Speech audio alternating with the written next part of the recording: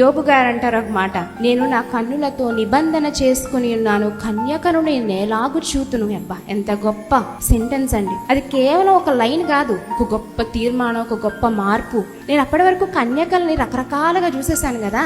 అంటే ఈ లోకంలో ఉన్నటువంటి యవనస్తులు కరెక్ట్గా 16 దాటిన తర్వాత, లేకపోతే 15 నుంచే 7వ తరగతి చదువుతున్నప్పటి నుంచి ఆలోచనలు మారిపోతా ఉన్నాయి చాలా మంది యవనస్తుల్లో. అమ్మాయిలను చూసారంటే ఫ్రెష్ రా మాట్లాడుకుంటారండి. ఈ మాటలు చూస్తుంటే నాకు నిజంగా చాలా బాధ అనిపిస్తుంది. ఎవరైనా గోరింటాకులు పెట్టుకుని ఒక 2-3 రోజులు మానేశారనుకోండి, వాళ్ళకి అర్థమైపోద్ది. వాళ్ళు లెక్కలేసేసుకుంటా ఉంటారు స్కూల్లో పిల్లలు. ఒక 2-3 రోజులు రాలేదంటే, ఒక వారం రోజులు రాలేదంటే, గోరింటాకులు పెట్టుకున్నారంటే, చక్కగా అందంగా నీట్గా రెడీ అయి ఉన్నారంటే, ఫ్రెండ్స్ అందరిని ఇన్వైట్ చేస్తున్నారంటే, ఈ అమ్మాయి మెచ్యూర్ అయిందనమాట. ఇప్పుడు మెచ్యూర్ అయిన ఫ్రెష్ అమ్మాయి నా లవర్ రా, ఆ అమ్మాయి మీ చెల్లిరా, ఇలా మాట్లాడుకుంటూ ఉంటారు.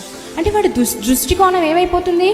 రాంగ్ రూట్లో వెళ్ళిపోతుంది. అవునా? ఆ రాంగ్ రూట్లో వెళ్ళిపోయే ప్రతి ఒక్క యవ్వనస్తుడికి యోబు చెప్తున్నటువంటి ఈ మాట గొప్ప ఇన్స్పిరేషన్ అండి. నా కళ్ళతో నేను నిబంధన చేసుకున్న. నిజంగా ఈ కళ్ళు మనకి చాలా ఉపయోగపడుతుంది. ఒక కెమెరా లాగా మనం ప్రతి దృశ్యాన్ని చూడడానికి ఉపయోగపడుతుంది. మేలైన విషయాలు వీటితో మనం చూడాలి. కళ్ళు లేని వాళ్ళని చూస్తే చాలా బాధ అనిపిస్తుంది అండి. చాలా మందికి కళ్ళకి విపరీతమైన ఐసైట్ ఉంటుంది. వాళ్ళు చూడలేరు, చూస్తూ ఉంటారు పాపం. కానీ వాళ్ళు ఆ దూరంగా ఉన్నవి ఏమీ వాళ్ళకి కనపడవు, ఈ దగ్గరగా ఉన్నవి ఏమీ వాళ్ళకి కనపడవు, కానీ వాళ్ళు అలా చూస్తూ ఉంటారు. ఇలా కళ్ళు లేని వాళ్ళు యవనస్తులు చాలా మంది గొప్పగా బ్రతికేసిన వాళ్ళు ఉన్నారండి. హెలెన్ కెల్లర్ లాంటి వాళ్ళు. మరి ఈరోజు యవనస్తులకి కంటి చూపు మంచిగా ఉందంటే మీ దృష్టి ఎట్టిపోతుంది, మీ దృష్టికోణం ఎట్టిపోతుంది.